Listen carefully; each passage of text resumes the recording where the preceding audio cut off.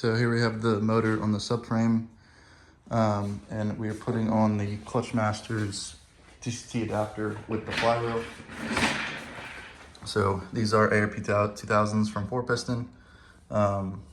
So putting on the Flywheel, torque these to 130 foot-pounds. Now we have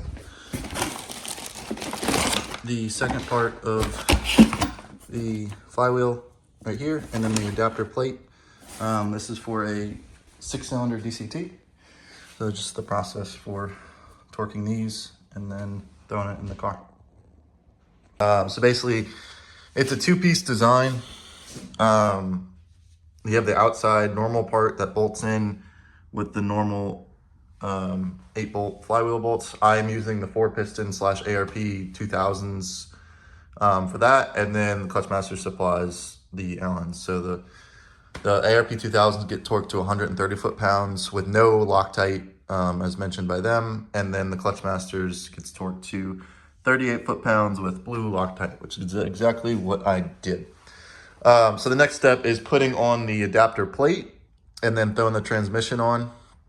So a little bit of kind of insight behind the setup. It is a DCT.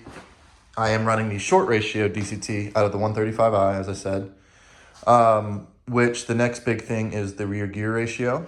So I wanted my first gear to be usable, which is why I'm doing the short ratio gearbox.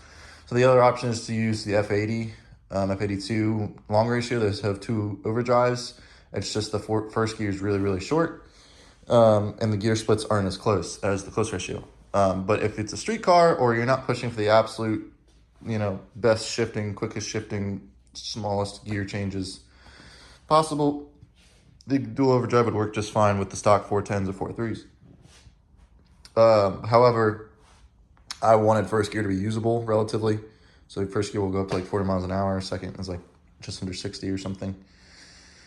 So I am running a different rear gear. It is a 3.3 from Speed Tech Performance or Speed Tech Racing. I don't remember the name. They're in Australia. They make a billet ring gear. They make a 313 and they make a 330.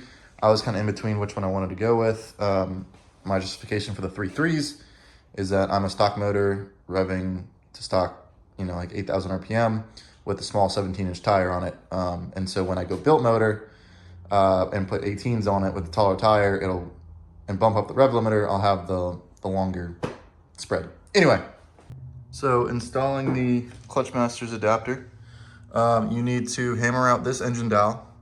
Don't mind that. Anyway, it came out. This one you can leave in because on the adapter, this is the back side. On the front side, you have this little pin. This pin goes into this hole like that. This won't be all the way threaded in after. But this dowel lines up there, and the other one lines up through there. Now, bolt-wise, there's no instructions. I couldn't find anything. I didn't reach out to him because I figured it out by myself. But these 3 go into the recessed areas, those 3. And then I have the long one for the starter. So these 2 bolts, I don't think this one is either, were not part of, I'm trying to remember which ones I have that need to go, where they need to go. Because I was not supplied with enough bolts. Yeah. So these 2 were from our collection here, as well as this one. So these were not originally part of the kit. So I didn't have enough hardware, and this one was too short. And all those other ones are perfect for where they need to go for the transmission. So I don't know why, unless I was doing something wrong, but I had to, you don't need this third one. Just need these 2, one for the bottom of the starter and the other for the corner of there, which I assume you're supposed to reuse your stock transmission bolts. I don't have them because, it didn't come with a transmission because it was an eBay motor. So I had to get these. I don't know the thread pitch off the top of my head. These are M10 by 125, I had to guess. And then lengthwise, yeah, I could measure it, but I'm not. So yeah, just for reference. But yeah, so these three hex heads go into the recessed areas, and then we have one area for the bottom of the starter, which is the long one, and then the other corner, which is right there, and then you have the two locating dowels, which there is no bolt going through this dowel, just for reference. So, yep. And then this is a K20 starter, Denso. It's a remanufactured from Rock Auto. I'll have all the part numbers of everything down below. I don't know what I have to cut for the transmission yet, if I have to cut anything, most likely. What else do I have? Oh, I have my full accessory on it, which I believe I showed. I don't remember. Yeah, 4 seasons AC compressor, just a US alternator, OEM Honda water pump and water pump housing from a K20A2, or no, I'm sorry, that K20Z3. The K20 A2 water pump from an RSX Type S also has this water return port. However, it does not use the same alternator as the K24A2 does, so I decided to get the K20Z3 because I can use the actual K24A2 alternator and AC compressor and all that sort of fun stuff. ATI super damper, pretty basic stuff. Update from before. So originally I said I was going to use this Track Tough fitting with the sensor on it. I am no longer doing that because I'm actually friends with the guys over at Hybrid Racing and do some work for them.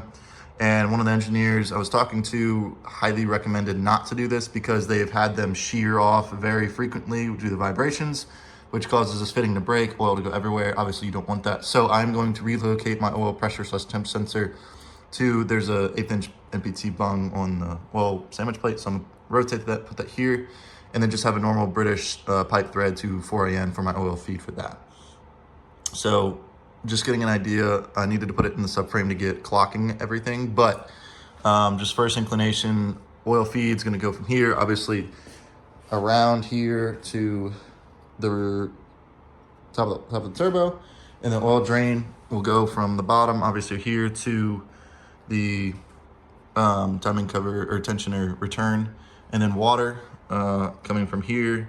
And then I don't know how I'm doing it yet. Most likely this is gonna go up towards a banjo fitting pointed down to that one. And then the return will be out of here and then obviously run in the front of the motor to that fitting right there. And then if I do run coolant through my wastegate, undecided, like I said, I would run it off of here for feed, and then run to the wastegate, which would be 4AN, and run this back to, I still need to get a plug or whatever I'm using, but that would be the return for that. Right now I just have this bypassed. I will be adding heater lines and AC lines, just like I said, I want to get this thing running. Ooh, injectors. I did get my injectors, which hindsight, kind of bummed about how they fit, because I will show you in a second. These are ID 1750s meant for K series. They're 48 millimeter tall. So with the hybrid fuel rail, I don't know which one it is that changes things, probably the manifold, I don't know.